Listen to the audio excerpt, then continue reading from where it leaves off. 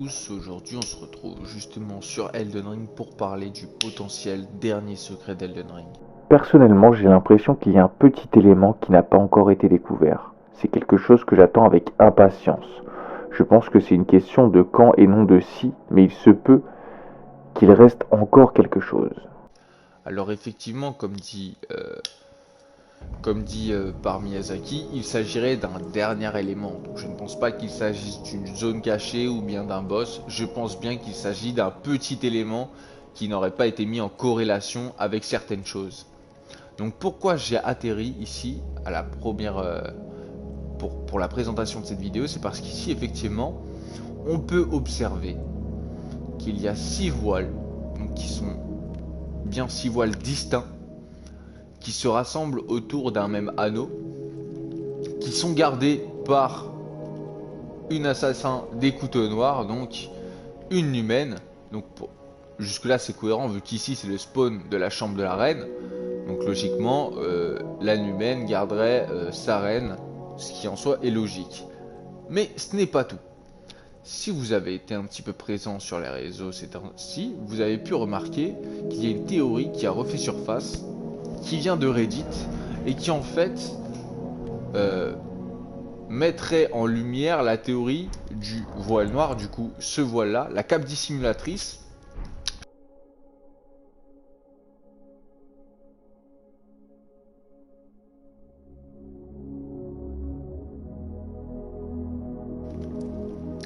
la théorie reprendrait le fait que ici il y aurait une sorte de tour à laquelle serait reliée chacune des tours divines. Alors que c'est super gros comme théorie parce que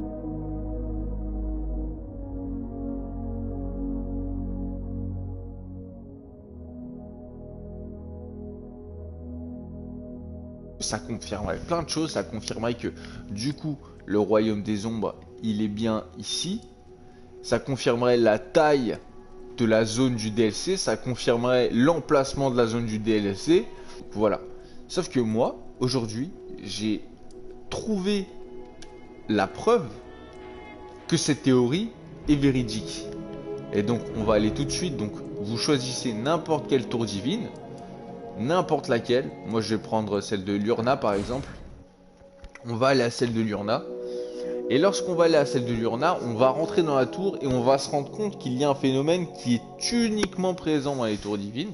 C'est celui-ci. Alors, déjà, il y a pas mal de brume dès qu'on s'approche d'une tour divine. Bizarrement, comme si, voilà, vous voyez ce que je veux dire? Comme si on voulait nous montrer que il y avait certaines choses qui étaient embrumées, certaines choses qui étaient un peu camouflées. Mais bon, ça c'est rien du tout. Ça c'est rien du tout comparé à ce que je vais vous montrer. On va descendre ensemble. On va descendre ensemble. Et c'est sûrement quelque chose que vous avez déjà remarqué. Mais étant donné que ça fait 2 ans que le jeu est sorti et que les gens ne s'attardent plus sur ce genre de détails, alors que c'est justement ce genre de détails sur lesquels il faut s'attarder, eh bien vous avez peut-être oublié. Mais lorsque vous entrez dans une tour divine, il y a un phénomène récurrent. Et vous voyez, vous commencez déjà à voir de quoi je veux parler. Effectivement, dans les tours divines, c'est le seul endroit où on peut voir des sortes de voiles noirs ou des flux d'énergie noire, des flux d'ombre qui tombent vers le bas littéralement. Et ça, c'est présent dans toutes les tours divines. Dans toutes les tours divines, vous pouvez observer ce phénomène. Et en fait, ce qui est marrant, c'est que c'est pas si faux, puisque je vous rappelle que, par exemple, avant d'arriver à la tour de l'Altus Ouest, on affronte 2 jumeaux maudits qui sont dans de l'ombre. Là, on les voit bien, là. Le voile noir, je vais enlever la TH. Hein. Voilà. Regardez-moi ça. Et c'est dans toutes les tours divines, vous pouvez aller vérifier par vous-même.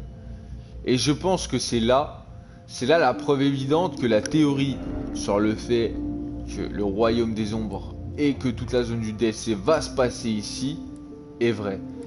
Parce que c'est vrai qu'il y a beaucoup de gens qui pensaient que justement ça allait être ici, vers Elphael, etc. Mais non.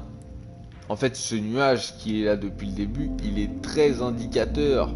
Il est très indicateur. Et comme vous pouvez le voir, je vous l'ai dit, ce phénomène est présent dans toutes les tours divines. Elle est au centre de la tour de Caelid. Ces voiles ne sont pas visibles n'importe où. Ils ne sont pas visibles au sommet de la tour, ni tout en bas. Ils sont visibles vraiment au moment où vous prenez l'ascenseur. Donc je ne sais pas pourquoi. Peut-être que justement dans le DLC, on aura une explication. Peut-être qu'il y aura un point de passage aussi par rapport à ces tours. On va aller vite fait. C'est vrai que je n'ai plus la TH. Du coup je vois plus la vie des adversaires. Mais c'est pas grave. C'est pas grave. Mais quoi ?